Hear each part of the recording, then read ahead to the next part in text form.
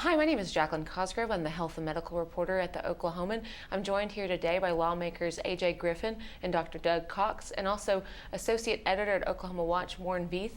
We are discussing legislation in the Oklahoma Capitol that would require doctors to regularly check the state's prescription drug monitoring program. And my first question for you guys would be, where are we on getting a bill through the legislature to require that of doctors? We have reached a compromise, we believe, with some of the other interested parties, and that bill, because it's been changed now, will go to what we call a conference committee, and we expect to have it out sometime in the next 2 weeks. Physicians and practitioners had some concerns with the bill. They wanted to make sure that we didn't put requirements on them that would take too much of their time, because as you well know, we're short on medical providers in this state, and they don't have enough time to see the number of patients in line, so they wanted to make sure it was time efficient.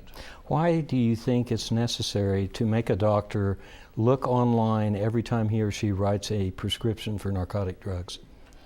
Well, the idea is to get physicians to pick up on patients that are drug shoppers, that are doctor shoppers, that go from doctor to doctor, emergency room to emergency room, or nurse practitioners, dentists, whatever, to obtain excessive narcotics for either personal use or for diversion. You know, it's a real problem in Oklahoma, as almost everyone knows. We have more citizens dying from prescription narcotic overdose than we do car wrecks in this state. Why wouldn't they just do this voluntarily? Well, that is a question that we've asked ourselves as well.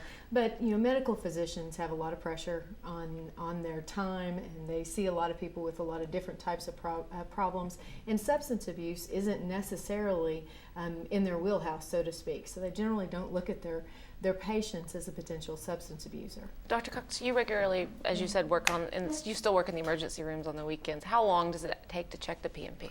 Once you get used to doing it, once you have an icon on your computer screen that goes directly to the site, I would say 60 to 90 seconds. So it's quite fast.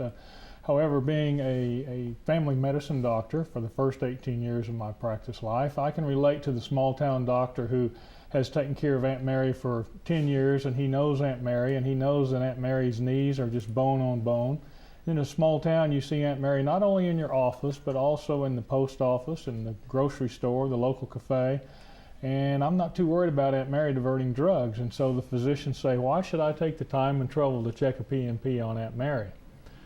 The other thing that physicians say is, why do I have to pay the price and be inconvenienced for the small number of doctors who routinely overprescribe? And unfortunately, I think that's kind of life as we live it today. You know, I've never hijacked an airplane. I'm not a terrorist, but when I go to the airport, I still have to take off my shoes, my belt, and go through a metal detector. But don't a lot of the patients who ultimately become doctor shoppers and overusers, don't they start out as Aunt Marys in some cases? I would say that happens very frequently.